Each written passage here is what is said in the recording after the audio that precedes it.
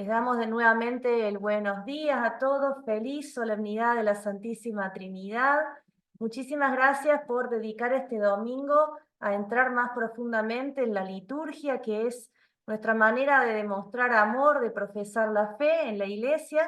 Hoy nos acompaña nuevamente la hermana Ana María Masurana. Ella es licenciada en liturgia por la Pontificia Universidad San Anselmo y nos acompaña desde Italia, donde coordina una casa de oración.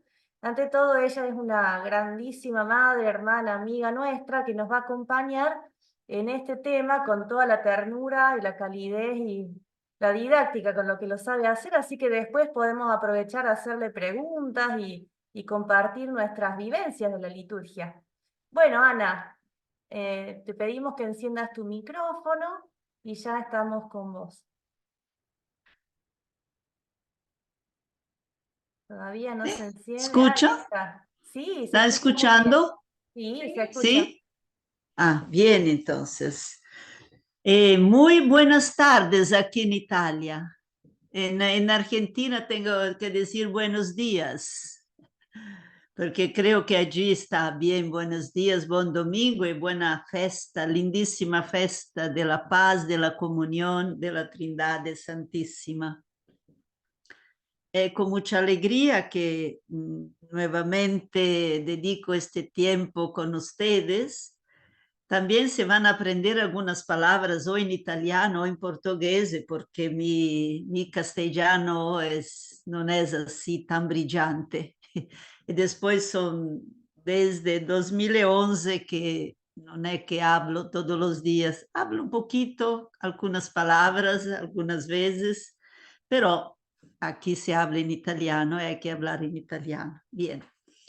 Entonces, como la última vez que nos encontramos, algunos sugerían en este día de dedicar un tiempo a los espacios de las nuestras celebraciones litúrgicas, que muchas veces nosotros entramos en una iglesia y no nos cuestionamos, no pongamos preguntas sobre el espacio en el cual entramos. Entonces, ahora podemos seguir. Yo preparé un PowerPoint que podemos seguir conforme voy hablando. Ustedes pueden ver. Yo creo que también, si no, después, hermana Cecilia pasará a ustedes este material, que no es todo mío. Yo fui leyendo, me fueron ayudando. Y así hemos elaborado este texto, que no puedo poner bajo este texto mi nombre, porque no es solamente mío. Es de varias personas que juntas hemos elaborado este texto. Entonces veamos la primera del PowerPoint. Cecilia, ¿tenés? Está, ¿espacios o Sí, ministerios? espacios de vida, Espacios, sí. perfecto. Bueno, ahora compartimos. Listo. Digo que no encuentro nada con la que ahí está, ahí está, ahí está, ahí está. Ahí está, espacios. Tenemos dos temas, veamos si esto es Eso. suficiente o si hay tiempo para hacer el otro, ¿sí? Ahí se ve. Entonces, espacios de vida. Yo llamé espacios de vida a este tema, que uno dice, ¿por qué este tema? ¿Por qué este título? Porque yo creo que el espacio de todas las iglesias, de nuestras capillas, de nuestros oratorios, son un espacio de vida humana, de vida divina, de vida espiritual, un espacio de encuentro, espacio de armonía. Y cuando celebramos la liturgia, con más razón. Entonces vamos a la primera. La primera, el primer número de este PowerPoint. Esto. Entonces decimos que en este espacio de vida nosotros celebramos la liturgia.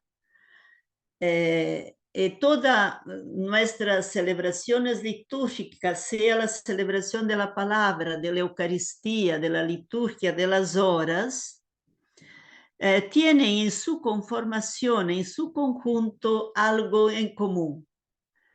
Toda vez que nos reunimos para hablar, para orar, para meditar, generalmente tenemos palabras, gestos, ritos, luces, danza, arte, procesiones, oraciones, súplicas. Que quien guía estas celebraciones debe tener una sabiduría del corazón, una sabiduría de Dios, para saber poner junto y valorizar todos estos elementos. ¿Por qué?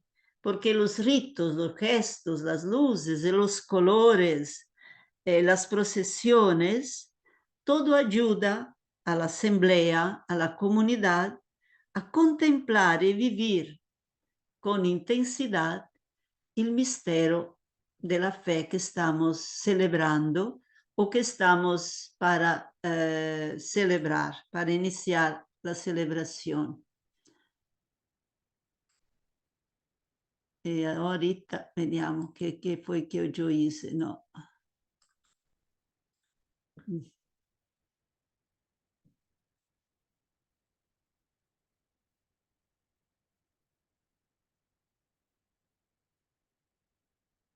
Me perdí.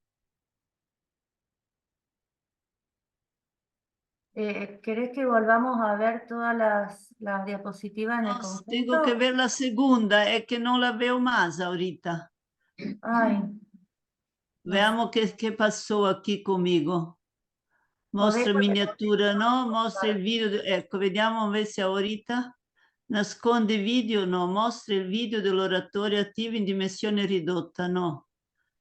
Acá Miniatura. la figura que aparece son las expresiones comunitarias y visibles de la Sì, ma participación. io non lo veo, non veo più más il video. Perché?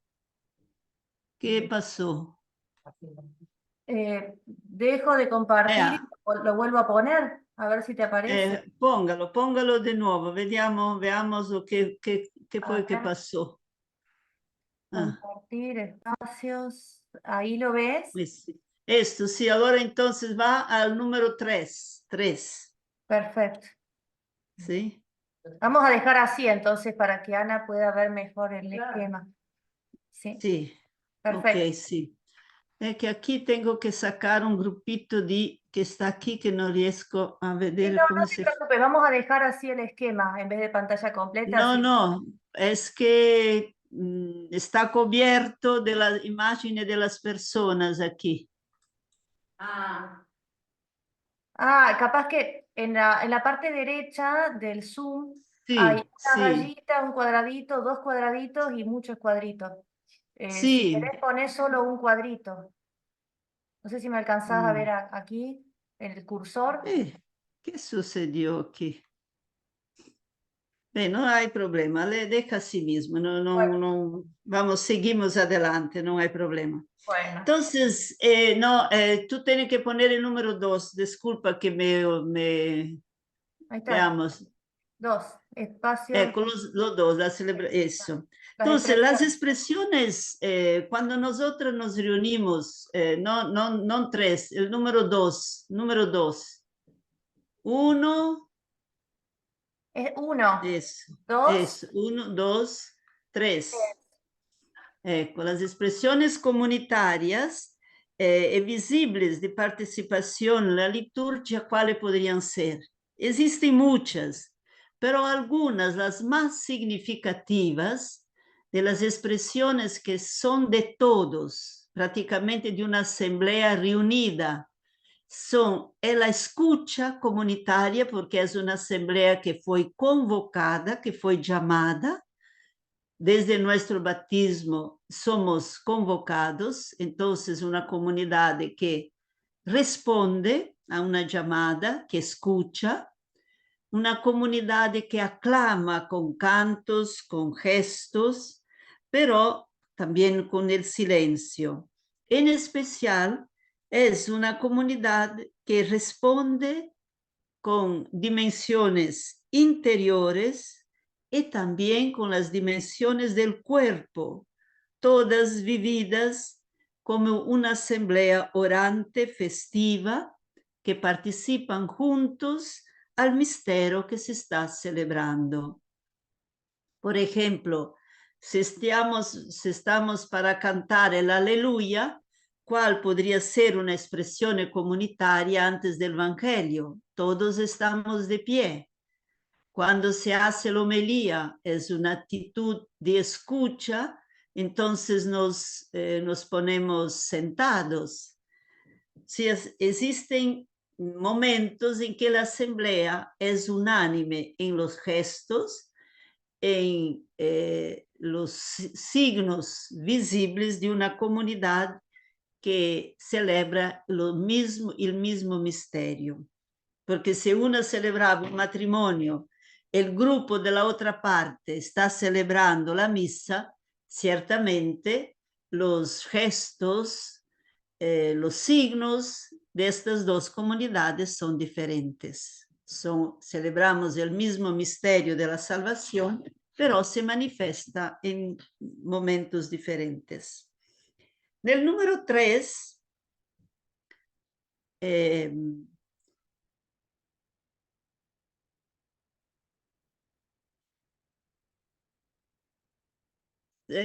nuestro santo Papa Juan Pablo II, él tiene un mensaje muy bonito que si ustedes tienen un poquito de tiempo, pueden sacar de internet para leerlo todo este mensaje. Sería el mensaje a los artistas. Y aquí él que escribe, dice ante todo, para transmitir el mensaje que Cristo ha confiado a la Iglesia necesita del arte. ¿Por qué el arte? Porque es un medio que Dios favoreció a las personas humanas con un carisma muy especial de hacer con que a través del arte, como muy bien hace ver esta imagen de la iconografía, a través de los colores, a través de la imaginación de un artista, este nos hace contemplar a Dios y el invisible se hace presente en la comunidad. Podemos saborear, gustar la belleza de Dios que es invisible, pero a través del arte nos hace más fácil que este invisible de Dios se hace presente en la comunidad. Por ejemplo, estas dos personas que nos hacen ver las iconas que probablemente ellos la escribieron, si nosotras dedicamos un poco de tiempo para contemplar una icona, estando allí en silencio, nos encontraremos con la presencia de Dios, que habla en esta icona. Puede nos hablar a través de María, a través de un arcángel, a través de la persona de Jesús. Pero entramos en el misterio de la presencia que esta iconografía representa. Entonces el arte hace parte del camino de los cristianos, de los bautizados. ¿Seguimos? Pero dice el Papa Juan Pablo II, que era un hombre de arte, de sueños, de teatro, pero de una grande espiritualidad, de una grande mística, y le dice, pero la iglesia necesita mucho, pero mucho, ¿de quién? De los músicos. En medio de ustedes que me están escuchando, probablemente hay muchas y muchos músicos. El Papa dice que muchas personas han entrado largo los siglos, han encontrado a Dios a través de los cantos, a través de la armonía, a través de la música de estos compositores. Quindi es muy tocante cuando se canta bien, cuando se suena bien, cuando una comunidad se encuentra con un canto bien hecho, armonioso, non gridado, pero cantado bien, el canto es una máxima expresión de fe. Entonces esta comunidad siente que esta armonía la eleva y la ayuda a encontrarse más fácilmente con el misterio que está celebrando. Cuando yo digo el misterio que estamos celebrando, es siempre lo mismo misterio de la fe, la pasión, muerte, resurrección, ascensión al cielo de Jesús. Pero algunas veces celebramos el misterio de Jesús en la Pentecostés, celebramos en la Santísima Trinidad, celebramos en su ascensión. Es siempre el mismo misterio, pero con dimensiones diferentes.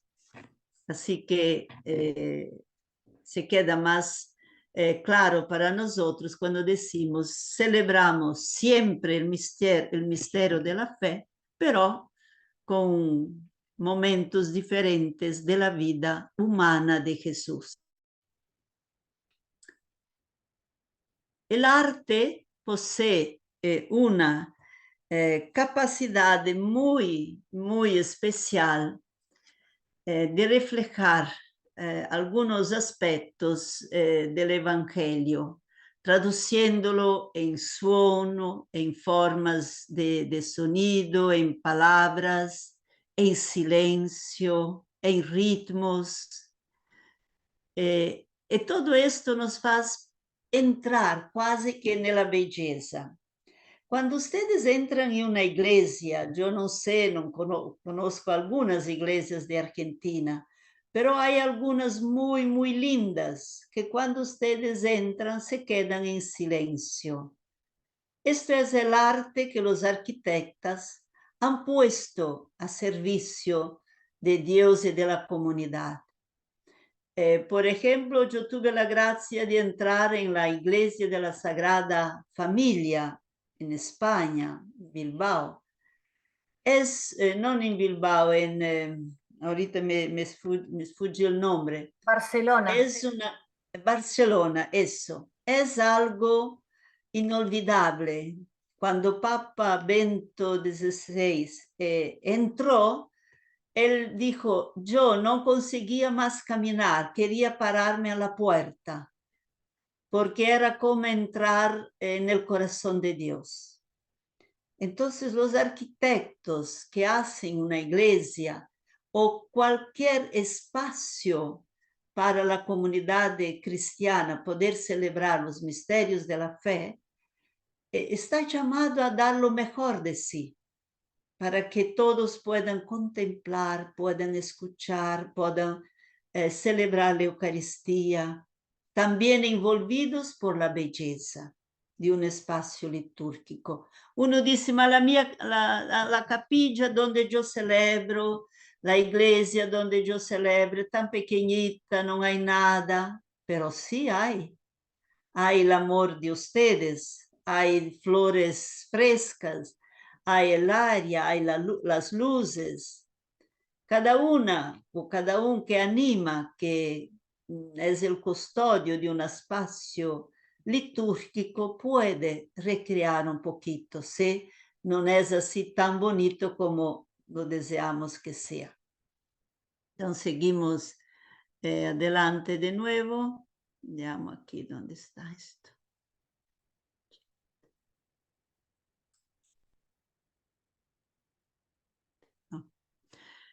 Entonces, ahorita yo hice esta introducción para que nosotras ahora podamos entrar en los polos de una celebración. Cuando hablamos de polos de una celebración, estamos hablando de lugares simbólicos que normalmente lo tenemos en todos los espacios litúrgicos, también los más pequeños. La Sacrosanctum Concilium, vediamo aquí, dice, los polos celebrativos no es algo que han creado ahorita o de hoy. Siempre han estado en todas las iglesias estos espacios, estos lugares que nos llaman a atención. Le anticipo, estos lugares, estos polos serían el altar, el ambón, la silla del celebrante, después vamos a tratar de cada uno, la pila bautismal. Existen tantos outros, mas nosotros nos quedaremos con estes lugares, que son lugares elocuentes de la presencia de Dios.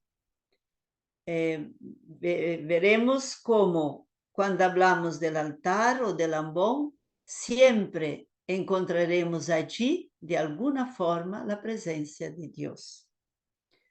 El Sacrosanto Concilio número 7 es un número que tal vez todos podamos leer y memorizarlo, porque es muy, muy profundo y muy cercano a nosotros, muy importante, porque dice lo siguiente: para realizar tan gran obra, Cristo está siempre presente en su iglesia, especialmente en las acciones litúrgicas. ¿Qué es una acción litúrgica? Recordémonos una cosa muy bonita que Jesús dijo en el Evangelio: cuando 2 o 3 se reúnen en mi nombre, allí estaré yo. Entonces, toda celebración litúrgica significa que Jesús allí está presente, porque el normal de una celebración litúrgica que se supone que sean 2, 3 y tantos otros, pero no menos de 2. Porque uno, cuando celebra, dice el rosario solito, yo estoy haciendo una oración popular, una oración por la iglesia, por el mundo, por mi familia, por mí, pero es una oración popular personal. Cuando nosotros decimos una acción litúrgica, es confirmada por la acción del Espíritu que está presente donde 2 o 3 están reunidos. Entonces, cuando celebramos la misa, Cristo está presente en el ministro que preside esta celebración. El padre, el obispo, el diácono, el animador de la celebración de la palabra, es llamado, normalmente los presbíteros, los padres, los diáconos, son ministros ordenados que han recibido el orden sacerdotal o diaconal para presidir expresamente una comunidad. Y muy bonito porque aquí dice: está presente en el sacrificio de la misa, ya sea en la persona del ministro, que ofrece ahora mediante el ministerio sacerdotal el mismo que se ofreció en la cruz, o sobre todo bajo las especies eucarísticas. Entonces, Cristo está presente cuando celebramos la misa en el sacerdote o diácono que preside, o el Cristo es siempre presente bajo las especies eucarísticas. Son presencias muy especiales. Después está presente también, vamos a la 10ª, cuando cualquier cristiano bautiza, es Cristo quien está bautizando.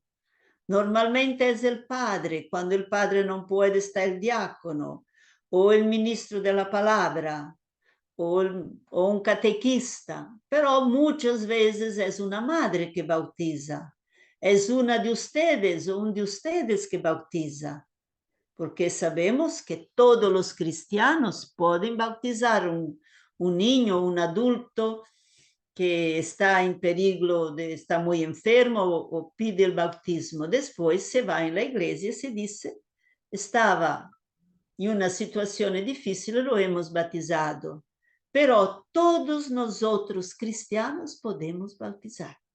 Siempre, hoy es la Santísima Trinidad. Siempre el bautismo noi lo hacemos en el nombre del Padre, del Hijo y del Espíritu Santo. Entonces, es muy importante recordar de esto. Sacrosanto Concilio dice, cuando alguien bautiza, es Cristo mismo quien bautiza. Por eso que una celebración del bautismo es algo muy importante, muy bello. Y yo veo familias que hacen una gran fiesta el día del bautizado de su hijo. Después, algunas veces se olvidan de formarlo en esta experiencia profunda. Pero es esto que es recordarnos siempre que es Cristo quien bautiza. Cuando se proclama la palabra, ¿quién es? Aquí dice en síntesis, podemos ir aquí, sí, muy bien. Entonces, Cristo está presente en el ministro que precede. ¿Y dónde se siede este ministro cuando precede? En la silla. La silla es el lugar que solamente Cristo puede ocupar, porque Él es el presidente de la asamblea. El sacerdote o el diácono se sieden, pueden sederse en la silla o cuando no hay otra posibilidad también quien preside la palabra, pero porque preside en nombre de Cristo. Es muy bonito este. No soy yo que estoy presidiendo esta comunidad, pero es Cristo quien está delante de vosotros. Pues Cristo está presente, como ya hemos dicho, especialmente en la Eucaristía, en el pan y el vino, sobre el altar. Entonces aquí ahora veremos que el altar representa a Cristo. Cristo está presente cuando cualquier persona proclama la palabra. Ustedes todos que me escuchan probablemente han ya leído una vez la palabra de Dios, han ya proclamado desde el ambón la palabra. Entonces se recuerdan que cuando ustedes están proclamando la palabra de Dios, es Cristo quien proclama. Y Cristo está presente también en los sacramentos del bautismo. Entonces aquí tenemos como referencia a la pila bautismal. Todos estos 4 polos que vamos a hablar, altar, ambón, la silla, la pila bautismal, son lugares que tienen un lenguaje simbólico normalmente silencioso, están allí simplesmente para servir. Pero cuando en el momento de la celebración hay algo de bellísimo que pasa en estos 4 lugares. Veamos un poquito el altar. Cerramos los ojos por un minuto y vamos a ver el altar de nuestras parroquias, el altar de nuestras iglesias, de nuestras capillas, de nuestras comunidades.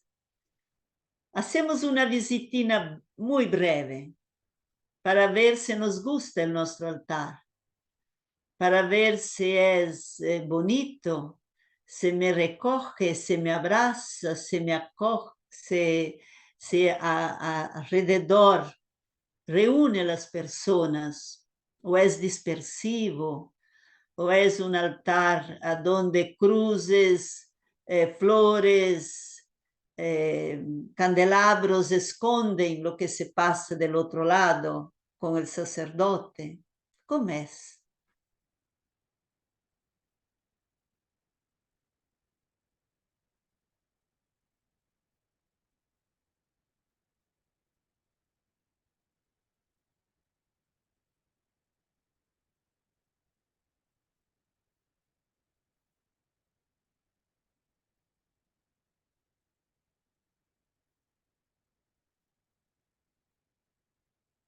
Entonces, ahorita regresamos.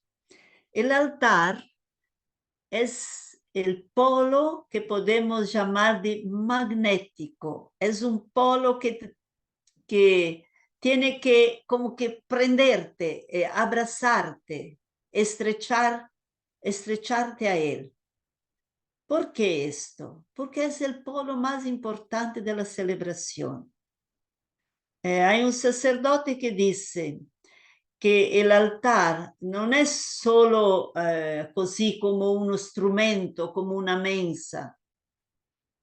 El altar o una mobilia del culto. El altar es el símbolo fuerte y primordial. Es el origen del edificio que señala la tangencia con lo divino. El altar quasi nos hace tocar el corazón de Dios. Nos hace ir quasi que más allá del humano, alrededor del cual se construye toda la relación con el espacio litúrgico. Todo el resto del edificio se tiene que pensar a partir del altar. Esto no siempre pasa, porque nosotros vivimos en iglesias, en catedrales construidas antes de la reforma litúrgica. No todas, ya tenemos iglesias nuevas, que no siempre fueron así felices en la colocación. Pero estas nos ayudan a celebrar bien. El altar, por tanto, es el primer elemento que un arquitecto debe pensar. Si un arquitecto está para construir una iglesia, él no puede pensar luego en un ambón, no, tiene que concentrarse en primer lugar dónde va el altar. Y desde allí pensar en la silla, pensar en el presbiterio, pensar en la asamblea, pensar en la capilla del Santísimo, pensar en todo lo demás, porque el centro es el altar. Bien, seguimos. Hay una oración muy bonita para decirnos de la importancia de un altar. ¿Qué está haciendo el obispo? Muy feliz de esta fotografía, esta imagen, porque nos hace ver el obispo que está echando del óleo sobre el altar. O sea, el altar es proprio ungido con el óleo del crisma, el óleo consagrado, porque el altar es consagrado para celebrar los misterios de la Eucaristía. Quindi il sacerdote, l'obispo praticamente unge totalmente l'altar con el óleo del crisma, con el óleo profumado que se bendice el Jueves Santo. Es una experiencia única. Antes del concilio también se ponía fuego en los 4 ángulos del altar, propio para significar que es el lugar del fuego divino, es el lugar de la Eucaristía, es el lugar del amor, es el lugar del sacrificio de Cristo, porque el altar recuerda 2 cosas importantes. Uno, que es memoria del sacrificio sobre la cruz. El otro es hace memoria de la mensa de la Eucaristía, del Jueves Santo, la mensa de la fraternidad y del pan de la vida. Entonces, esta oración de la dedicación de un altar dice así: seamos símbolo de Cristo, de cuyo costado abierto corrió sangre y agua, mesa festiva a la que acuden los invitados, lugar de comunión, fuente de unidad y concordia de la Iglesia, centro de alabanza y acción de gracia. Sí, el altar es todo eso y mucho más. El altar es recibido con la reverencia de todos los que componen la asamblea y con un beso por el sacerdote y el diácono. Entonces ustedes ven que normalmente al inicio de la misa el sacerdote hace una reverencia, besa el altar, lo mismo fa el diácono. A nosotros, los cristianos, los bautizados, si podemos acercarnos, podemos anche tocar el altar. En algunas ocasiones podemos anche besarlo, pero el altar, después de la celebración, es siempre la referencia fortísima de Cristo. Nel catecismo, nel numero 1383, nos da dos definiciones muy bonitas de qué es el altar. Dice, el altar en torno al cual la Iglesia se reúne en la celebración de la Eucaristía representa los dos aspectos de un mismo misterio. Entonces, ¿cuáles son estos dos aspectos? El primer es aquel del sacrificio, como ya dijimos antes. El segundo es aquel de la mesa. Y esto tanto más cuanto que el altar cristiano es el símbolo de Cristo mismo, presente en medio de la asamblea de los fieles, a la vez como víctima que se ofrece, víctima de reconciliación, de salvezza, otras veces como alimento de vida, que es la comunión. Santo Ambrosio, que el altar es propio esto. Da un lado, significa que Cristo está sobre el altar, y del otro lado, que el altar es imagen de Cristo, siempre en este mismo número del catecismo, que no es difícil de poder leerlo nuevamente. Veamos lo siguiente. Entonces, el altar, ya decimos, la reverencia del obispo, del presbítero, del diácono, pero recibe anche la nostra reverencia, porque delante del altar sempre, nunca pasar de un lado del otro delante del altar sin hacer una reverencia. Delante nella capilla del Santísimo, cuando pasamos de un lado al otro, hacemos la genuflexión o un profundísimo inquino, porque Cristo está realmente presente nella Eucaristía. Nell'altar, que es memoria de Cristo que hemos celebrado, que fue puesto sobre el altar durante la misa, hacemos siempre una reverencia, un acto de adoración, de alabanza, de agradecimiento.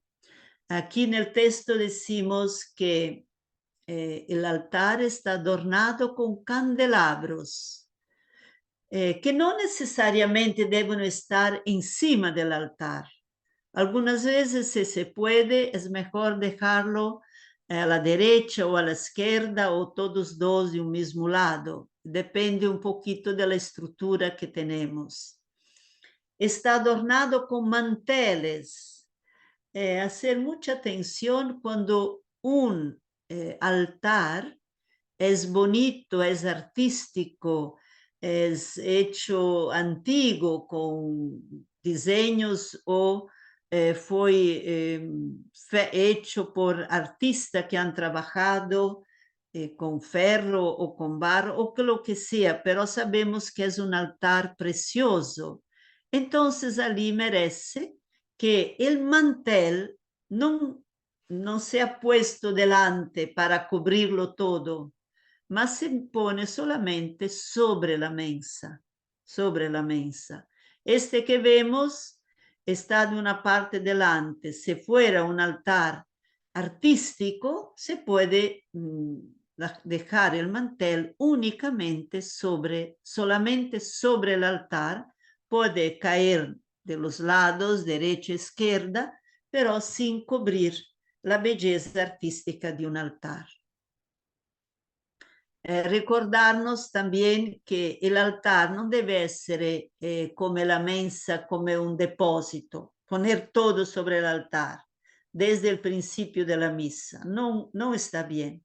Desde el principio de la misa, lo máximo que debe estar sobre el altar es, si no hay la cruz grande, la cruz procesional, cerca del altar se pone una cruz en el centro del altar, no demasiado grande, con el Cristo, e una vela o dos velas, conforme es come acostumbran hacer.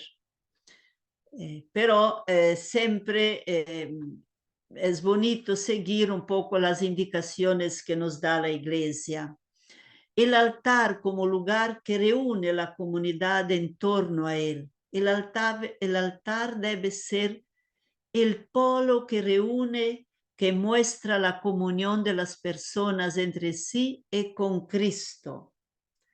Si de verdad sucede eso, la comunidad, la iglesia puede cambiar la manera en que nos vemos a nosotros mismos como comunidad, nos ayuda a crecer, nos hace más hermanos, también a través de las formas de estos polos adecuadamente situados, porque si el altar nos reúne a torno, nos pone más cerca, nos convida para sentirnos de verdad una comunidad unida que celebra, que escucha, que canta, que aclama. Esta comunidad cuando sale desde allí, regresa en su familia, en su labor, en su escuela, dove va, lleva consigo una luz especial, lleva consigo la experiencia de la comunión, de la experiencia de haber vivido a torno a Cristo altar, una experiencia inolvidable que quien encuentra te va a preguntar, ¿qué te pasa? Estás muy luminoso hoy, estás muy lleno de luz.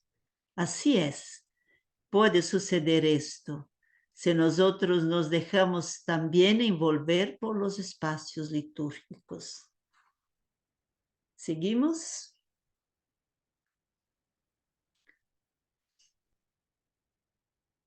Sí, esto hemos ya hablado de esto aquí. Solo la segunda parte dice así. Si se presta atención, la participación plena, consciente y activa en la celebración litúrgica, como indica Sacrosantum Concilio número 14, poco a poco se comprenderá el simbolismo teológico espiritual de la mesa de la Eucaristía, el altar, la mesa de la palabra, el ambón, la silla de presidencia y la pila.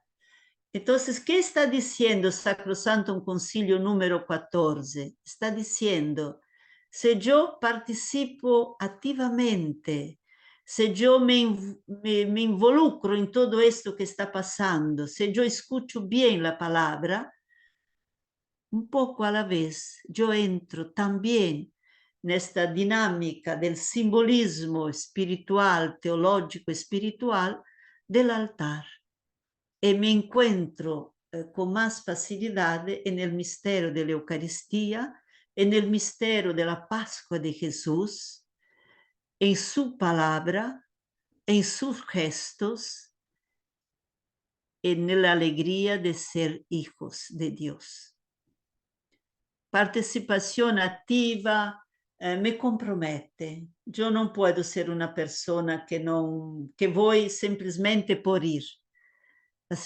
Tanto la activa como la consciente, todo esto me involucra y yo lentamente voy pasando esta sinergia a las personas que me circundan. Vamos adelante. Hay muchas cosas que ver. Entonces, yo quería decir más una cosa sobre el altar. Podemos estar aquí. Cuando ustedes entran en una iglesia, prueban a hacer la experiencia de mirar hacia el altar. No entran en la iglesia así. Algunas veces tienen mucha prisa, van de corrida a la capilla donde está Jesús, lo saludan, le hacen una plegaria o a la Madonna y salen muy rápidamente. Mas si ustedes tienen un poquito de tiempo, cuando entran, se paren proprio al fondo de la iglesia, al centro, donde ven, miran bien el altar, también si una capilla pequeña, no importa. Entren, se paran un momento e empiezan a mirar el altar. Dejen que el altar os sorprenda, que el altar os abrace, porque el altar es Cristo. El altar está allí como un memorial de Cristo que se entregó por nosotros. Entonces, por eso que el altar es el centro de una iglesia. Si yo no me siento indiferente delante del altar, hay algo que no está bien. Entonces es muy importante que cada uno así faça esa experiencia, dejarse iluminar, dejarse tocar, dejarse envolver por el altar. Porque al dejarse envolver por el altar, yo me estoy dejando envolver, iluminar, acalentar, armonizar mi interior por Cristo, que está allí, está presente. Entonces ahora miramos el ambón, la mesa de la palabra.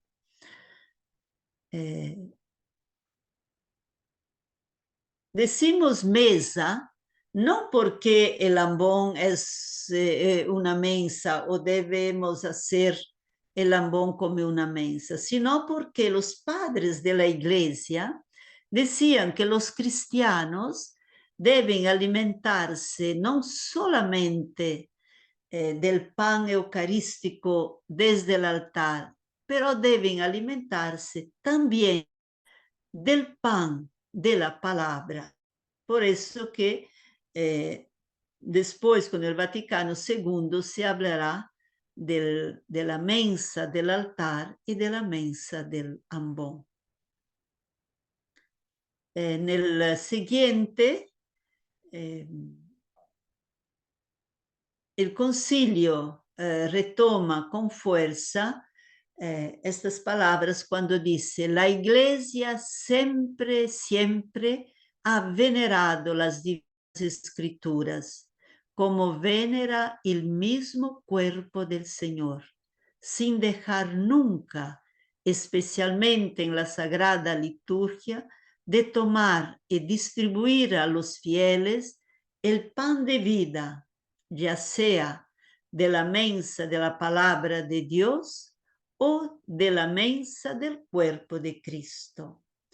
Este es un número muy, muy importante de la Constitución Dei Verbum del Concilio Ecuménico Vaticano II, porque hasta entonces nosotros los cristianos casi no frecuentábamos la Biblia. Y aquí el Vaticano como que abre las puertas, espalanca las puertas de la Sagrada Escritura para todos. Y nos dice que la Iglesia siempre ha venerado las Escrituras como ha venerado el cuerpo del Señor, o sea, la Santísima Eucaristía. Hay un padre de la Iglesia que dice: ¿cómo ustedes hacen grande atención cuando hacen la comunión para que ninguna migaja de la Eucaristía pueda irse por tierra o perderse? Él decía: presten atención para que ninguna gotica de la palabra de Dios se vaya perdida, que el viento no lleve la palabra de Dios, porque nosotras no la hemos acogida. Entonces, alimentarse del pan de la palabra o de la mensa del cuerpo de Cristo con toda la reverencia, con todo el amor, la misma atención hacia la Eucaristía, la misma atención hacia la palabra cuando proclamada. nosotros tenemos una cosa muy bonita, los cristianos de hoy y de todos los tiempos están convocados. Y el término sinagogue designa la comunidad reunida y convocada por Dios para escuchar la palabra en el día a él consagrado, en el domingo especialmente. Entonces no es que yo voy a la misa, sí me gusta, yo voy, no me gusta, yo no voy, rezo en casa, no siento la necesidad de ir, entonces yo no voy. No es esto. Tú tienes una convocación. Desde el bautismo tú estás convocada, o sea, tú estás llamada a ir a la sinagogue, o sea, a celebrar junto con una comunidad, porque nosotros no somos lectores de la palabra de Dios, mas somos oyentes de la palabra de Dios. Entonces tenemos una incumbencia muy, muy grande, escuchar la palabra de Dios. Es una convocación de Dios hacia cada uno de nosotros. Y el ambón que vemos aquí donde está esta figura de este padre, es el signo del amor de Dios que habla, que instruye sus hijos en la plenitud de los tiempos, como dice Paulo. Dios envía nada menos que su Hijo para dialogar con nosotros. Esto se refiere cuando llamamos la atención sobre el lambón. Y la etimología de la palabra designa un lugar alto, un lugar bonito, un lugar al que se entra para proclamar la palabra de Dios. ¿Se recuerdan cuando las mujeres fueron al sepulcro para balsamar, para poner los perfumes al cuerpo de Jesús? ¿Quién han encontrado? Han encontrado los ángeles que daban una grande noticia. Él no está aquí, Él resucitó. Esto es el ambón, desde el cual el ángel de la resurrección anuncia la palabra de Dios. Entonces, cada lector, cada uno de nosotros, sea el padre, sea el diácono que proclama el evangelio, sea el ministro, sea un catequista, sea el lector que está preparado para eso, es como el ángel que anuncia Cristo resucitado, ya sea en las cartas de Pablo, el Nuevo Testamento o también en el Evangelio. Aquí dice, el ambón no puede identificarse con un simple estante donde reposa el leccionario o el Evangelio. L'ambon es una tribuna bella, preparada, un lugar a donde se vuelven todos los nuestros rostros, los oídos, escuchar, porque desde allí es Cristo resucitado que a través de la voz del lector, del sacerdote o del diácono o del salmista, dan voz a la palabra de Dios que llega a nuestro corazón. Entonces, durante las lecturas, de preferencia, no estar leyendo en los folletos. Los folletos ayudan, pero no en el momento de la proclamación de la palabra. Se recuerdan siempre, nosotras somos un pueblo que escucha la palabra. No es un pueblo de la lectura.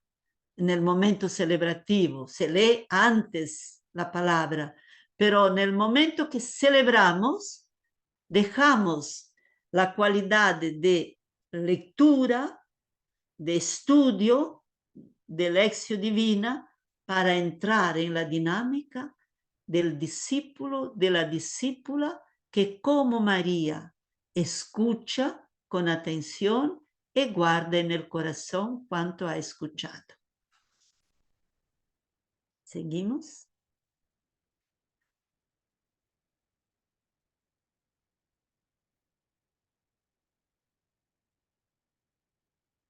Entonces, lo que sucede después de una celebración es muy bonito. Esta foto también es bonita porque nos ayuda a recordarnos que después de la celebración, el lugar permanente de la palabra de Dios es sobre el ambón.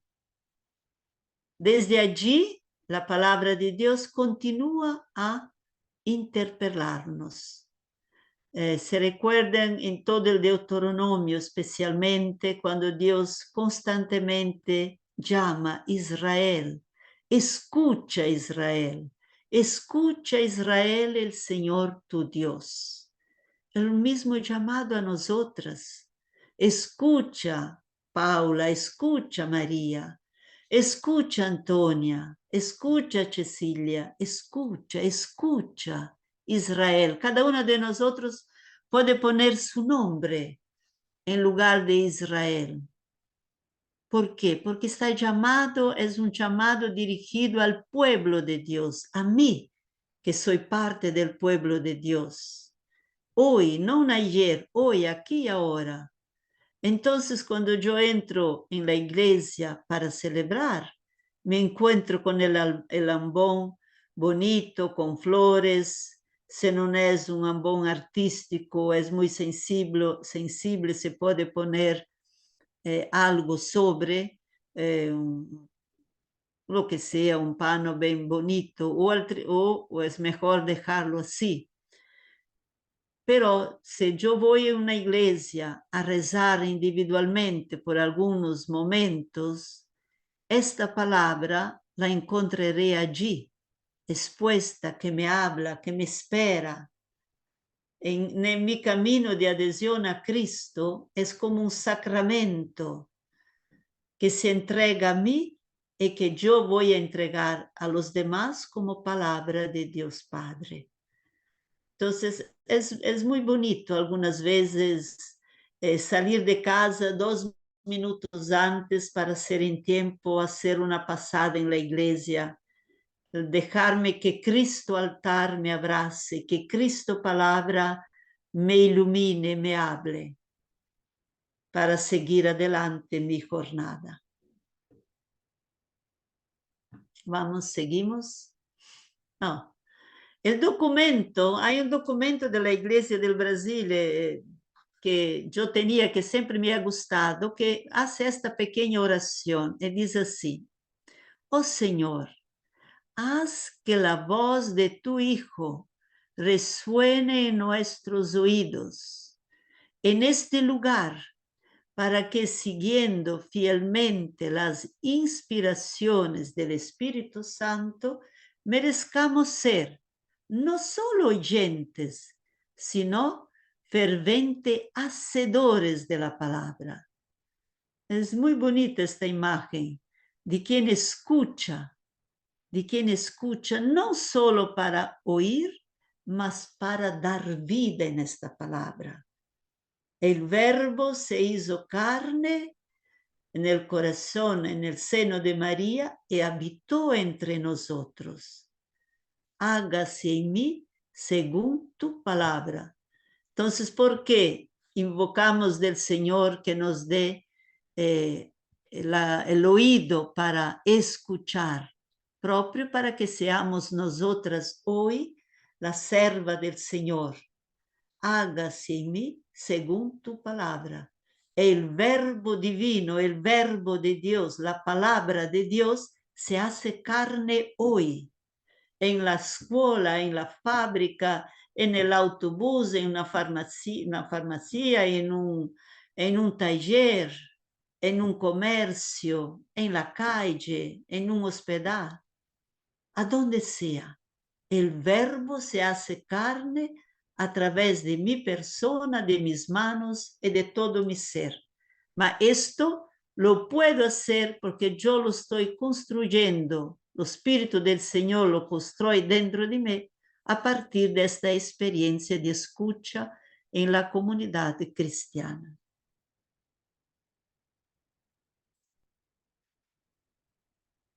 Hay también el libro, los invito a leer el libro de Nehemías, que es presente en el ritual de la dedicación de una iglesia, que es obligatorio esta pequeña lectura del capítulo 8 de Nehemías, de 1 a 10. Allí hay una lectura muy, muy bonita, pero ¿por qué invita a leer esto? Porque allí hace con fuerza, refuerza para nosotras algunos elementos. Primero es el texto, sentir la importancia que es la palabra y el texto. Después, en este Nehemías 8, habla del lector. ¿Quién es el lector? ¿Cómo hace el lector? ¿Cómo lleva la palabra el lector? Después nos hace ver el lugar. Es un lugar alto, es un lugar bonito, es un lugar central donde todos ven.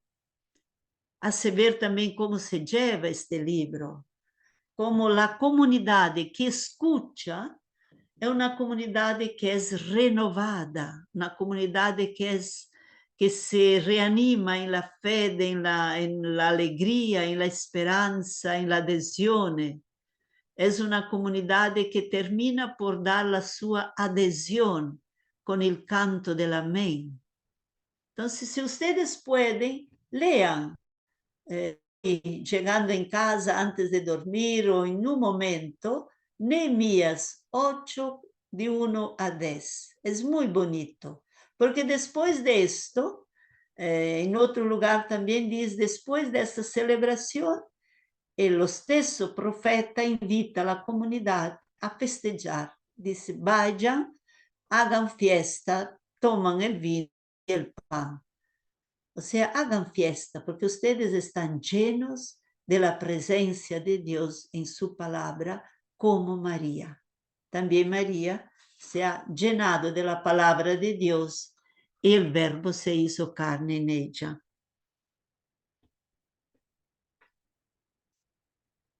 Ahora hablamos un poquito, también así rápidamente, sobre, no sé qué horas son, ya son ya las 4, ya es una hora casi que estamos aquí, no están cansados, seguimos un poco más rápidamente. También es importante en una iglesia, cuando ustedes entran, miren un poquito a la silla de la presidencia, no como un simple lugar para sentarse, pero para gustar que la iglesia tiene un ministerio y la iglesia es presidida en sus celebraciones de la presencia de Cristo presente en el ministro, en el padre, en el diácono, en el animador de la palabra de Dios, donde no hay sacerdotes. El sacerdote, de hecho, en esta silla, en este lugar, no está hablando a una asamblea sindical o de otras cosas, mas está hablando para ser visible Cristo, que es el presidente de la asamblea litúrgica. El sacerdote está llamado a ayudar a la asamblea a hacer suya la oración de la iglesia. Es un cristiano entre todos los cristianos, porque el bautismo precede y es condición y posibilidad del posterior sacramento del orden, que le permite estar en nombre de Cristo. Algunas veces se siente decir, mas este sacerdote no se prepara, no habla bien, tiene siempre mucha prisa, no nos da atención, no parece que está presidiendo en nombre de Cristo. Esto puede ser verdad. Entonces, también nosotros tenemos un empeño que llena nuestro corazón y nos da una gran responsabilidad. Cada día, hacer una invocación al Espíritu Santo para que Él transforme la mente, el corazón, la vida de nuestros presbíteros, que están solo algunas veces, que necesitan de una palabra que necesitan de la fuerza del Espíritu Santo. También invocar que el Señor conceda a los presbíteros, a los diáconos, también a nosotros, la inteligencia de la palabra de Dios, el amor a la palabra de Dios, para saber entenderla, gustar, el gusto, la sabiduría es el gusto por la palabra de Dios, gustar de escuchar, gustar de partilhar, de compartilhar la palabra. ¿Sí? Hagamos este pequeño empeño, como dice Papa Francisco, de no parlare, ma de orar por ellos. ¿Sí? 28, andiamo adelante un poquito.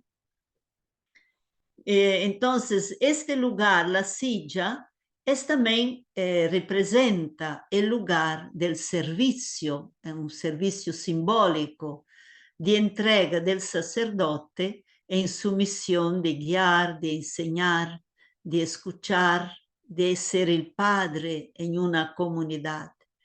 No es un trono del orgullo, no es un trono para comandar, no, nada de esto. Es el trono del servicio, es una silla de armonía y crea armonía con el altar, con el ambón, con los candelabros y con la fuente bautismal. Entonces los artistas tienen que estar muy atentos cuando hacen el altar, la silla, el ambón. ¿Por qué esto? Porque algunas veces vemos sillas llenas de tapetes, llenas de almohadas. Cuanto más sencillas y limpias son, mejor es. Pero si vamos en el polo sur o polo norte, necesitamos de poner algún revestimiento que nos ayuda a romper un poco el frío, algunas almohadas. De lo contrario, cuanto más limpios son, mejores. La próxima. Después de estos tres polos muy importantes para la misa, tenemos el altar, el ambón, la silla. Veamos rápidamente la fuente bautismal. Es un polo sacramental, la fuente o la pila. No nos vamos a detener en otros polos que son también importantes, pero la pila bautismal es el signo de la iniciación, donde partimos para que poco a poco podamos construir el hombre y la mujer nueva, a imagen de Cristo. Se encuentra allí con el agua una nueva criatura que renace, restaura, purifica y sobre todo la fuente bautismal nos da el DNA del cristiano. Somos hijos de Dios. De aquí en adelante vamos a seguir siendo siempre a su imagen y semejanza, pero con un empeño más, somos herederos con Cristo. Veamos un poco, la fuente es este lugar simbólico que nos genera, el seno de la iglesia que nos acoge para iniciar un camino, y el bautismo es también el signo de aquella fe con la que el hombre responde al Evangelio de Cristo, iluminado por la gracia del Espíritu Santo.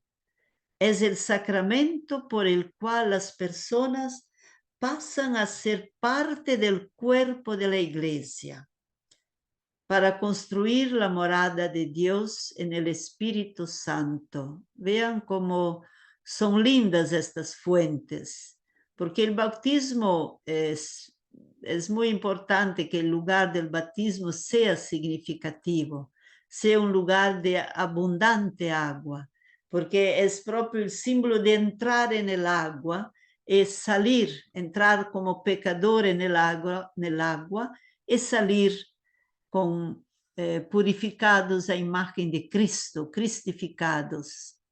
Hay una imagen de la iglesia antigua que está en el baptisterio de la Catedral de San Paulo, Catedral de la Sé, hecha por los italianos de entonces, no sé de dónde llevaron este mármol maravilloso, a donde hay una imagen, un cuadro, a donde está la fuente bautismal. De una parte un pez que se entra nel agua y de la otra parte sale un hombre.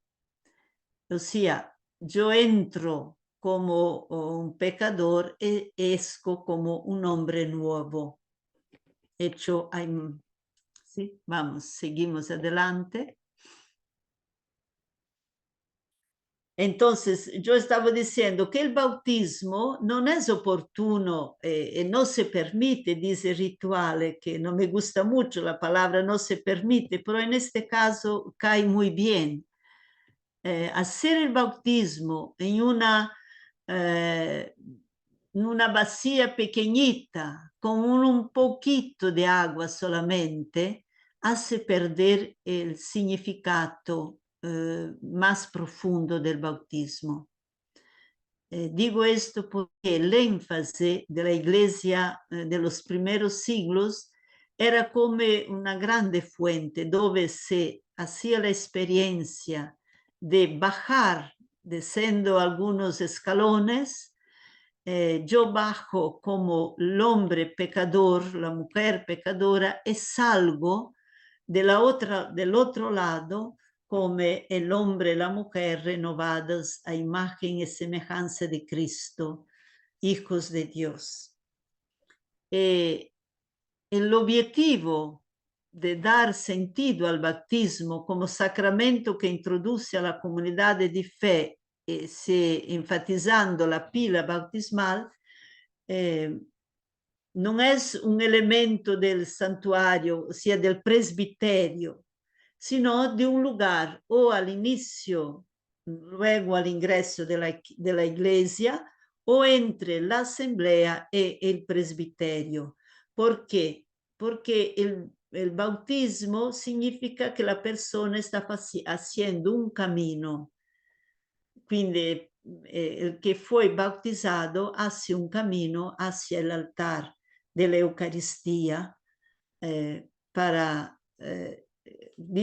escribí aquí, se enfatiza que la pila bautismal no es un elemento del presbiterio, del santuario sería del presbiterio, sino un lugar que nos permite darnos cuenta de que hay un camino para llegar a la plena comunión y la Eucaristía. Las iglesias catedrales, las iglesias mayores, grandes, la pila bautismal está quasi all'inizio. In algunos lugares en Italia es muy bonito ver estas iglesias antiguas, donde el bautisterio está completamente afuera del espacio de la iglesia, proprio para visualizar este camino que el neófito hace hasta llegar a la Eucaristía. Yo les pasé algunos elementos que quiero, puede pasar a la próxima. Entonces, cada uno de nosotros puede recordar su fuente bautismal. La fuente bautismal tiene varias formas. Basta recordar las fuentes más antiguas de las basílicas catedrales. Algunas simbólica que y la simbología de algunas expresa formas diferentes, como la octagonal, cuadrada, redonda, hecha de muchas formas. Pero la que más fue usada en la antigüedad era la octágono, o sea, de 8 lados. Era una pila hecha, aquí nos vemos 3 lados, pero que era visible 8 partes, que hacía recordar el 8º día, el día de la nueva creación, el día en que no existe la cronología temporal, porque es un día nuevo, es el día de la resurrección. la creación, el reposo de Dios termina el séptimo día, pero el octavo día es el primer día de la nueva creación. Entonces, cuando ustedes ven una fuente bautismal, una pila bautismal, porque es mejor decir en este caso una fuente porque es grande, una fuente bautismal de 8 lados, se recuerden de este octagonal que hace memoria del octavo día, el día fuera de la cronología, porque la cronología que nosotros hasta hoy se conoce termina con el día 7. Después el lunes se empieza de nuevo 1, 2, 3, 4, 5, 6, 7. Pero para los cristianos el octavo día es el día que no hay cronología, porque es el día de la resurrección, el día que no hay más noche, el día de la luz eterna, ¿sí? Entonces el bautismo nos recuerda eso y somos felices porque ser bautizada es ser hijos de Dios, es sentir en el corazón el don potente de la armonía, de la unción y del Espíritu Santo. Recordemos hoy que somos bautizadas en el nombre de un Dios que es Padre, que es Hijo, que es Espíritu Santo, un Dios humano, Padre, un Dios profundamente humano es Hijo, un Dios armonía, un Dios que es fuego, un Dios que es soledad, un Dios que es calor, el Espíritu Santo. Entonces, este es el bautismo que nos empeña a vivir en esta armonía que después llegamos al altar, nos alimentamos de la Eucaristía, nos llegamos al ambón, nos alimentamos de la palabra, en la silla, somos un pueblo guiados por el sacerdote en nombre de Cristo. Es que armonía que es la vida cristiana. Nosotros algunas veces no reflexionamos lo suficiente sobre eso. Veamos las últimas palabras de Papa Francisco. Él dice así: escuchemos juntos lo que el Espíritu dice a la Iglesia. Mantengamos la comunión. Sigamos asombrándonos, o sea, sorprendiéndonos por la belleza de la liturgia. Se nos ha dado la Pascua, se nos ha dado la Eucaristía, se nos ha dado la vida. Conservemos el deseo continuo que el Señor sigue teniendo de poder comerla con nosotros, su Pascua, su vida, su amor. Deseo ardentemente celebrar con ustedes, recuérdense, en los momentos más difíciles, más oscuros de mi jornada, de nuestra jornada, recordemos de las palabras de Jesús. Yo deseo celebrar contigo, yo deseo estar contigo en tu mesa, en tu casa, en tu camino, en tu escuela, en tu estudio, en tu trabajo. Deseo comer contigo la Pascua, deseo compartir contigo esta dificultad, este sufrimiento.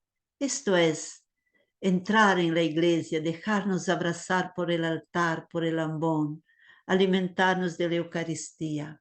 Todo vis desiderio desiderave bajo la mirada de María, Madre de la Iglesia. Y así termino esta parte. Creo que el tiempo se fue. Cuando tendremos otro tiempo, haremos las demás partes. ¿Qué pueden decir? Yo termino así con el trabajo que tenía que hacer.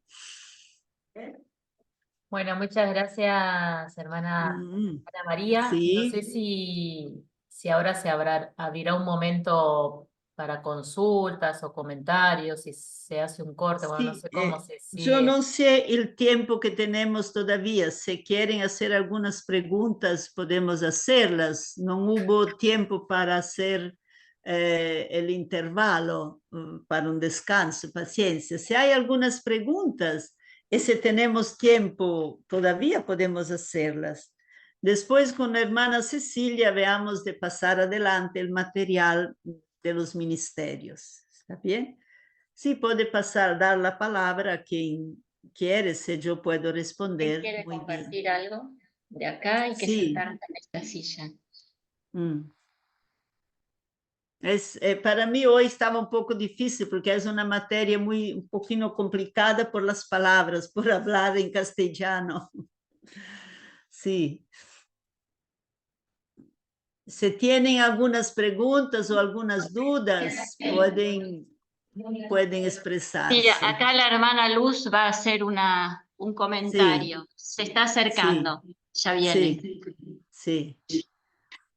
De Buenos Aires. De Buenos Aires. Ahí está, Sí. hermana. Sí. Hola, Ana María. Sí, Gracias. chao, carísima. Gracias por esta Sí. profundidad Bien. tan hermosa y tan nuestra. Quizás la pregunta es fuera del tema, pero tenemos alguna pequeña duda que, por ejemplo, la antífona que precede al aleluya del Evangelio, si la tiene que leer el lector o el ministro, el sacerdote. Sobre esto hay diferentes, ¿cómo se dice? Diferentes tradiciones. El normal es que quien lee, lo mejor de todo sería que uno lo cantara, también se lo canta, las palabras que están allí en tono recto, bonito, suave, se puede cantar, si hay un cantor, el salmista puede cantar esto. Si no es posible cantar, entonces se proclama dal lector. En otras partes lo hace el diácono, si está el diácono que proclama o un ministro. Por ejemplo, yo aquí celebro con la tradición grande de los camaldoleses. Ellos se canta el aleluya y quien proclama esta frase bíblica antes de escuchar el evangelio es el que lee el evangelio. Entonces hay tradiciones diferentes. No está una obligación que tiene que ser o el lector o el otro, porque muy probablemente se puede cantar también. Mejor hacer un poco de atención cuando se canta, cantar el versetto lo más posible en sintonía con lo que la liturgia ofrece, porque está en sintonía con el Evangelio que se ha de proclamar. Gracias. Entonces, no es que sea optativo rezarla o cantarla. Es No, sí, se hace siempre. No, mejor no dejarla de hacer, porque es aquel momento casi que te abre la puerta para entrar en la palabra de Jesús.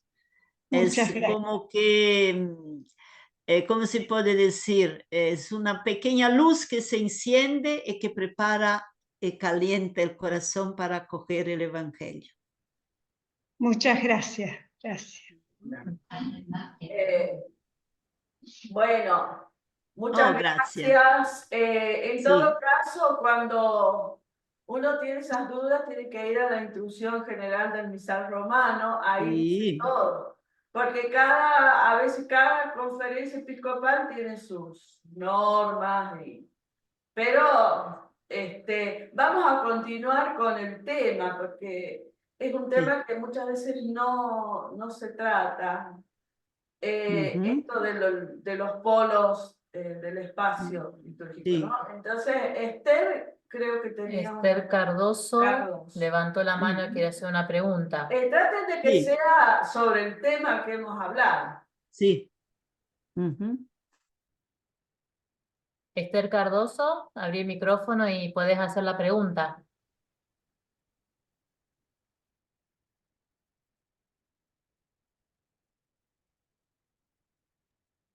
Mira, de hoy ya tenía levantada la manita, así que creo que Bueno. quedó la configuración así nomás de ella. Apareció recién de vuelta, por eso no sabía si quería hacer alguna pregunta o algo. No sé Por ahí si... de Murcuyá, que este mes van a hacer la dedicación del altar, por ahí ellos tienen alguna pregunta que se están preparando. Consagración. Sí, si tiene algunas preguntas lo pueden hacer, pero yo hago una pregunta a ustedes. Este tema de los polos le ha servido a ustedes, ha iluminado el camino de ustedes como gente que trabaja en la catequesis, en la liturgia, las ha ayudado, es algo que les interesaba o habían preferido otro asunto? Totalmente. Está en sintonía con la primera catequesis que empezamos con usted de la Sí. Pascua. Yo creo que nos abrió mucho esto de empezar a entender de dónde parte el altar y la Eucaristía para centrarnos en estos polos. Bueno, a mí en lo personal me pasa que tengo ahí un sacerdote que a veces se dedica a dar catequesis en la homilía y explica todos los espacios. Todo él explica sobre la liturgia, entonces creo que a mí me queda más claro ahora esto de los polos. Y cuando me toca hacer un servicio a mí, por ahí de guiar en la misa, eso, yo de tanto contemplar y hacer el servicio me pierdo porque a veces me concentro en el ambón, en el altar, en las bellezas de los lugares, porque acá en Corrientes tenemos iglesias muy antiguas también en el centro, y esto de descubrir todos los detalles hace que vivamos más a partir de ahora en profundidad los polos. Por ahí lo único que puedo decir que por ahí nuestras pilas bautismales están un poco alejadas, pero o sea, tomamos conciencia para la próxima vez de recorrer estos lugares, de centrarnos. Así que para mí muchas gracias por el aporte de los polos. Sí, muy bien, porque con esto también ustedes ahorita pueden, que cuidan del espacio, pueden también darse cuenta de las flores, lo que poner, lo que no es oportuno poner. Nunca flores de plástico, porque las flores de plástico no tienen alma, no lloran, no sufren, no necesitan de agua, no necesitan de cariño, de atención. Entonces, todo esto hay que hacer, gustar de preparar lindamente el espacio para Cristo y para la comunidad. ¿Sí? Ya hay una mano allí. Mercedes. Pasaste así de largo un poquitito la consagración del altar. Sí. Y hay un detallito allí que le ponen la reliquia. Qué lindo sería que nos explique eso. Todo, creo que casi nadie sabemos qué significa ese cuadradito ahí en algunos altares, y dada la ocasión ahora que para el 13 de junio, el 9 de junio, en nuestro pueblo, en la parroquia nuestra de Mburucuyá, va a ser consagrado y dedicado, consagrado el templo y dedicado, se dice, consagrado el altar. Y bueno, está lo de la reliquia que le van a poner a Severino Namuncurá, y sería lindo que nos explique, ya que hay tantos ahora que Sí. están... Entonces, esto de la reliquia, los altares en la iglesia primitiva, en los primeros siglos, sobre todo al inicio había muchos mártires, y los primeros altares fueron construidos sobre los túmulos de los mártires. Se dice túmulos, ¿sí? Donde eran enterrados los mártires. Entonces el altar se hacía y se celebraba la Eucaristía sobre estos túmulos de los mártires. Con el pasar del tiempo, la comunidad aumentó, se empezó a construir iglesias, ya no se podía más construir o celebrar sobre el túmulo de uno. Ustedes ven que el altar de San Pedro está en nítida dirección sobre el túmulo del apóstolo Pedro. Lo mismo la Basílica de San Paulo fuera los muros el altar central está justo en dirección de donde está el túmulo de Pablo. Antiguamente se podía hacer estas cosas grandiosas, pero después, con el tiempo que todo se quedó más chiquito, entonces, ¿qué pasó? La reliquia de un mártir, y normalmente eran los mártires. Después, cuando no había más mártires, era de un cristiano ya santo, se ponía la reliquia dentro o al centro del altar.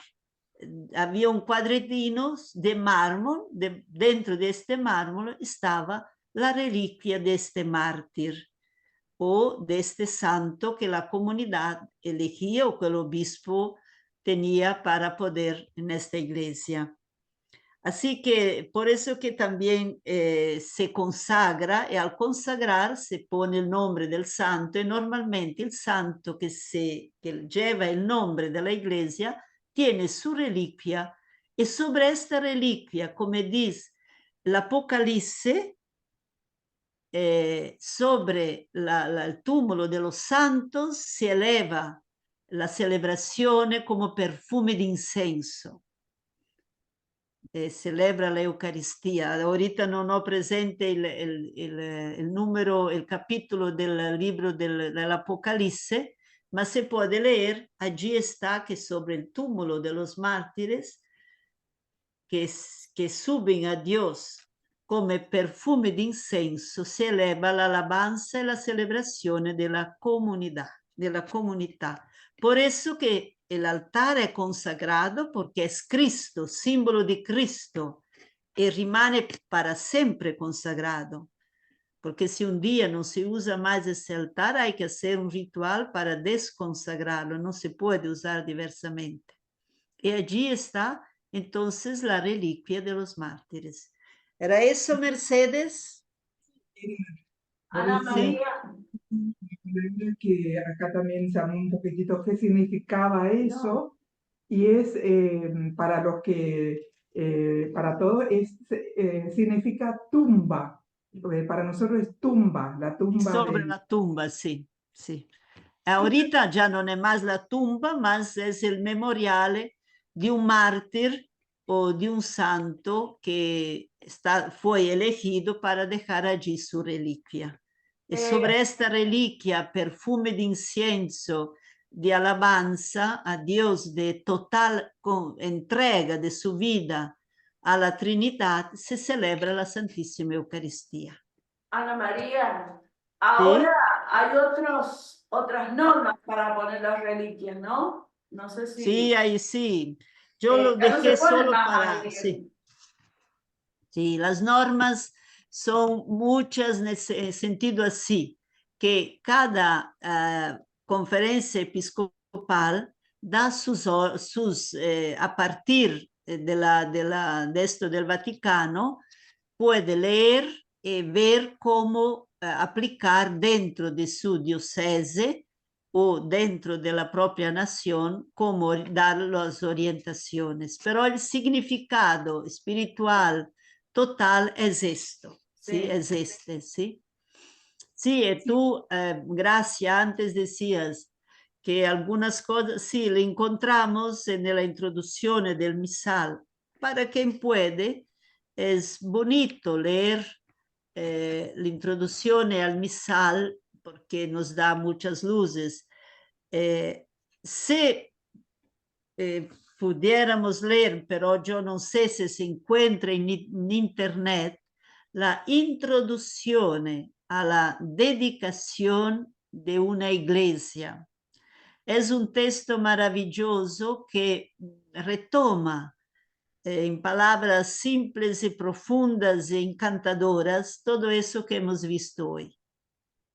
Siempre mucha atención a nunca cubrir el altar con grandes floreros, con grandes cruces, con grandes candelabros.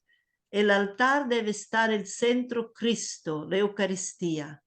Dos de las no muy grandes, de preferencia fuera del altar, pero ¿no? Entonces, no flores grandes, se puede poner un pequeño florero, mejor fuera, delante o da una parte, ¿sí? Bueno, queríamos leer dos mensajes que han enviado aquí en Sí. el chat. Bueno, Sí. agradeciendo, ¿no? Valeria, que dijo, bueno, que toda la charla fue muy clara e iluminadora y que siempre es bueno porque nos enriquece para mejorar las actividades diarias. Y también Sí. Cecilia Giró, que también fue muy clara en todos los conceptos y para la catequesis, donde sirve, es de mucha utilidad, ¿no? Y bueno, y dice que se tuvo que retirar antes porque se quedó sin batería en el celular, pero que agradece mucho. Sí, bienísimo. Sí, no sé. Si no hay otra pregunta, me queda todavía otra pregunta. El párroco me mandó a preguntar si Tú hablas un poquito más cerca del micrófono, Mercedes. el párroco también me hizo la pregunta si deberían tener allí la imagen o la imagen de ese santo que ponen ahí como reliquia. ¿Es indispensable eso o no? Sí, el ideal, si el santo es, sobre todo si es el patrono de la iglesia, o la imagen, o un cuadro grande, bonito, una icona, es siempre oportuno tener. Pero que si es una imagen que sea bonita, que no sean nuestras imágenes que no son atrayentes, ¿no? De verdad que estas imágenes de estos santos que llevan la reliquia sean inspiradoras, sean sencillas, pero bien hechas, artísticamente atrayentes, para que nosotras podamos nos aproximar de estas imágenes que está ali representando este discípulo o esta discípula de Cristo que ahorita vive en la luz. Entonces debe ser muy luminosa, las imágenes muy bonitas. ¿Sí? Elvira está levantando ¿Sí? la mano ahí para hacer una consulta. Activa el ¿Sí? micrófono, Elvira.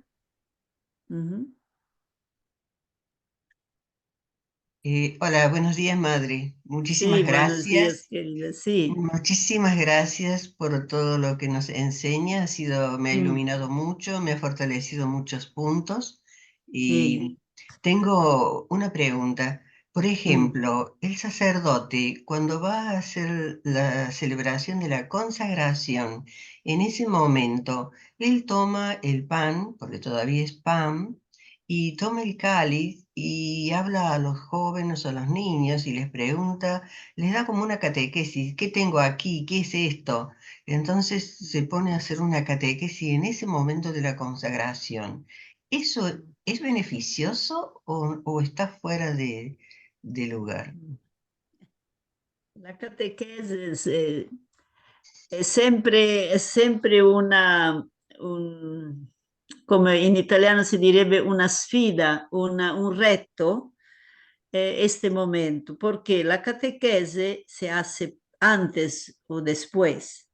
Cuando uno celebra una festa, no explica, ¿entendemos? Explicar durante la consagración una vez puede hasta pasar, pero no es imposible. Este es el momento de narrar, es el momento de hacer el memorial de la última cena. Jesús en la última cena tomó el pan en sus manos, está narrando y no se puede interromper esto para explicar a los niños, después volver. Esta es una distracción total para la asamblea que celebra. Entonces, puede que ayude, pero el normal no es esto. Normal es hacer la catequese 5 minutos antes, puede até anticipar, decir, bueno, cuando nosotros hacemos la consagración, ¿qué hacemos? Se puede hacer 5 minutos de catequesis antes, pero no durante. Allí es que está nuestro problema. Algunas veces confundimos las cosas. Cuando celebramos la liturgia, la Eucaristía, estamos haciendo dos cosas grandísimas. es el memorial de la pasión, muerte y resurrección de Cristo. Es recordarnos de lo que pasó el jueves, el viernes, el sábado santo, hasta la madrugada del domingo de Pascua. El otro es el banquete hoy, que todos somos convidados a participar. Este es el pan de la vida, el Cordero de Dios, el que saca los pecados del mundo. Felices los invitados a la mesa del Señor. Entonces, es un invito para entrarnos en la fiesta definitiva. No se puede interromper para explicar. Por eso que les decía antes que nosotros los cristianos tenemos sí un invito a rezar mucho, mucho por los nuestros sacerdotes. Sin, para mí es muy, muy luminoso lo que dice el Papa. En italiano dicono chiacchierio, no sé cómo se traduce. Sin este habla, ¿no? De las personas o del Padre, pero invocar Acá sería, mucho los... Ana María, acá sería no murmurar. Ecco, no murmurar, tienes razón, no murmurar, pero sí hacer el murmurío, que es la invocación del Espíritu Santo, para que este Padre entienda la liturgia, celebre bien, se enamore de la palabra de Dios, sea lleno del Espíritu Santo para hacer homilías breves y llenas de luz, como hacía Jesús. Cuando los discípulos no entendieron, dije, Maestro, explícanos. ¿Y Jesús qué hizo? La semilla que ustedes que cayó en el... significa esto, eso significa... Basta. Entonces ellos necesitan de muchas luces, de mucho sabor de la palabra de Dios. Entonces, la sabiduría, la inteligencia de la palabra, el intelecto que es esto entrar nel silencio del misterio, porque la misericordia de Dios es grande, el amor para que los sacerdotes recen, escuchen la palabra y así puedan transmitir de forma diferente. ¿Está bien? Sí, tengo otra pregunta, hermana. Sí. Usted dijo que todo bautizado puede, y también en el catecismo sale que todo bautizado en casos de urgencia puede bautizar, es decir, sería como Sí. el agua de socorro que se dice, Sí. pero luego lo presenta a la parroquia. Sí. Ese bautismo es válido. Certo che è Bueno, válido, lo che...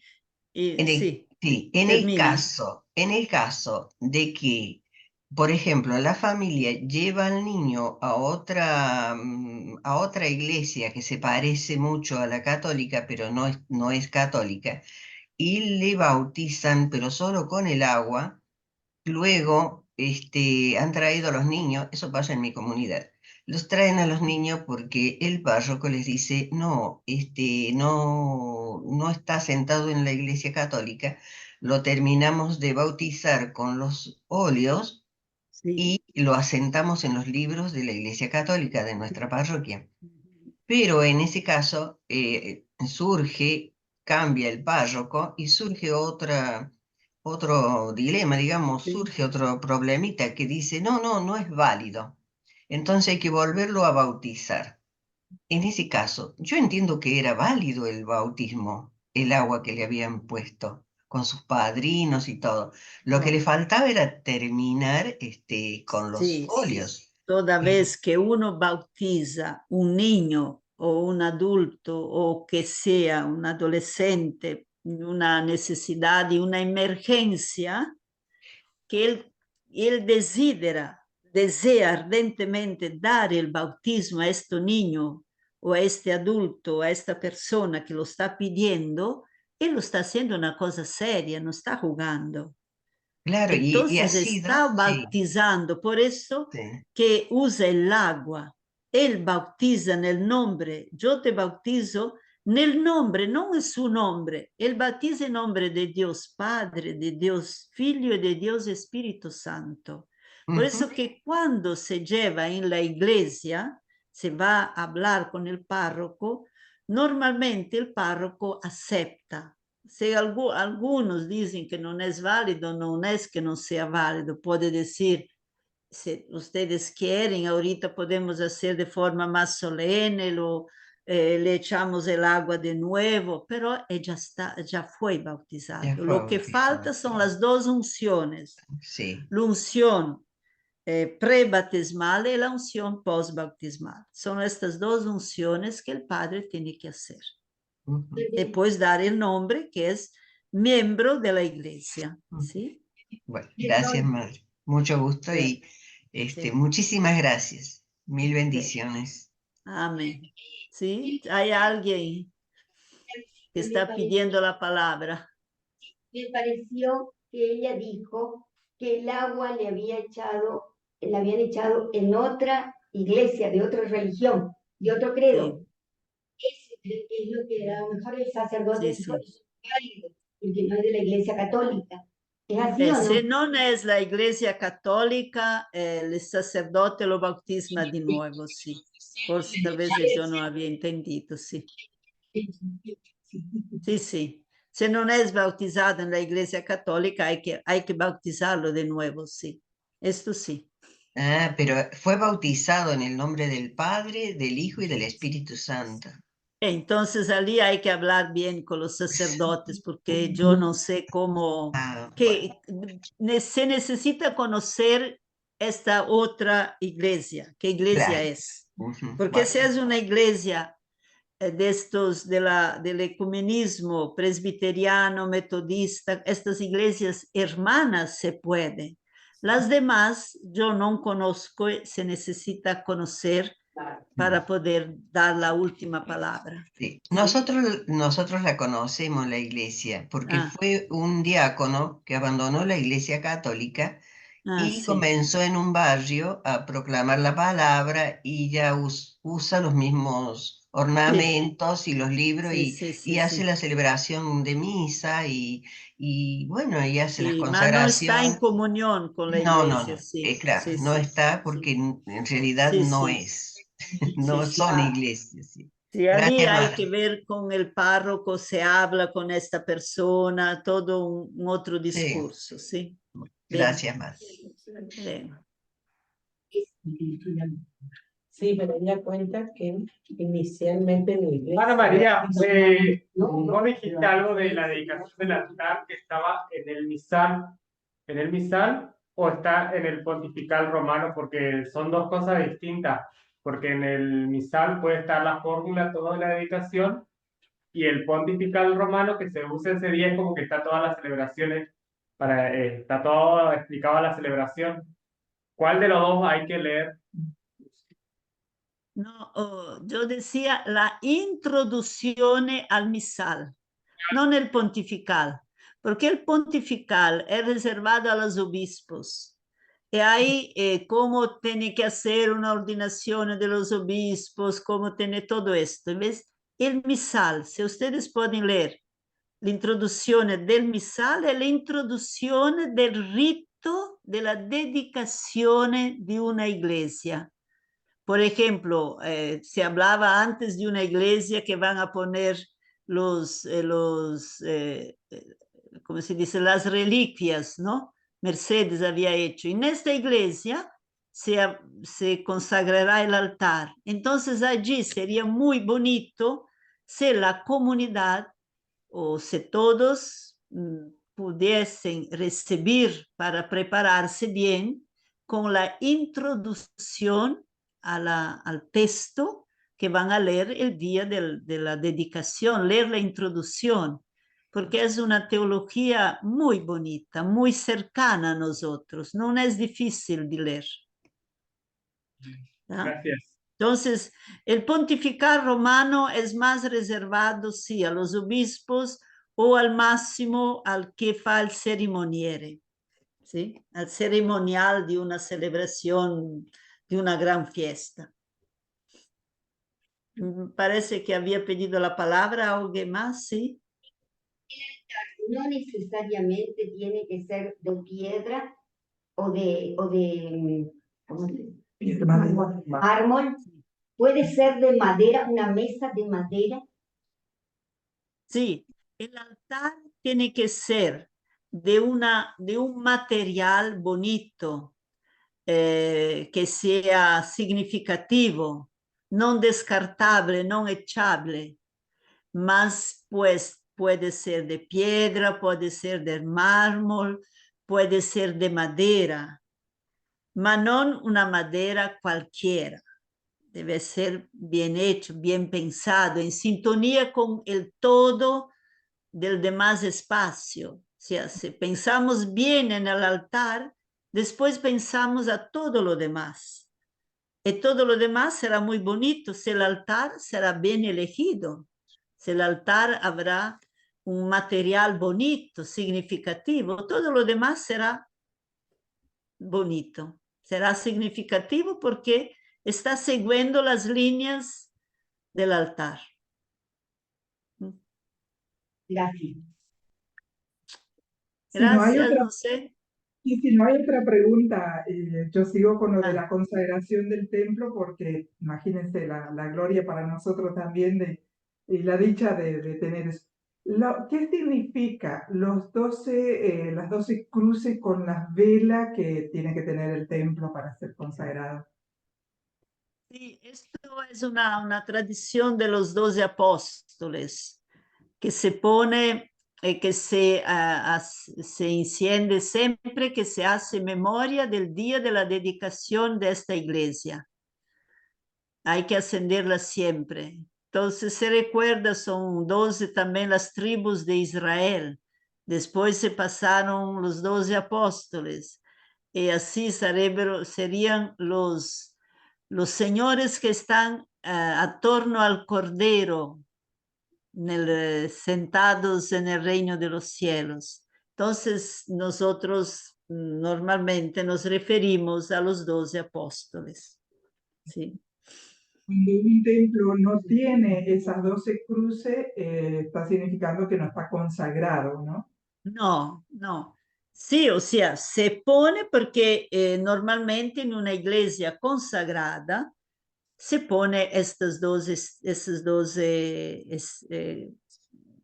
cruces con una velita encendida que después se enciende nuevamente todos los años en el día o de la fiesta patronal o de la memoria de la dedicación, si el altar fue consagrado. ¿Sí? Acá para Semana Santa, en la vigilia pascual, en una iglesia histórica, prendieron las 12 lámparas. Sí, los enciende, pero no es que puede ser para la vigilia pascual, se puede encender.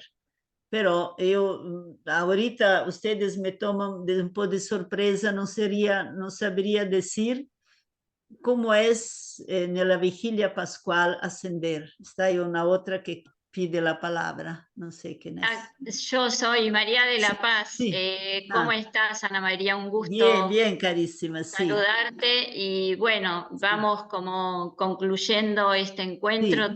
Te agradecemos mucho la Gracias a disponibilidad, tu capacitación, tu formación, sobre todo este acercamiento a los polos de la celebración, ¿no? Con toda la parte sensible, como estos ejercicios que nos ayudaste a hacer, cerrando los ojos, visualizando el altar o entrando unos minutos antes en el templo para poder encontrarnos con Cristo y recibir ese abrazo. Te agradecemos mucho porque, bueno, recibimos también tu calidez y tu amor por la liturgia.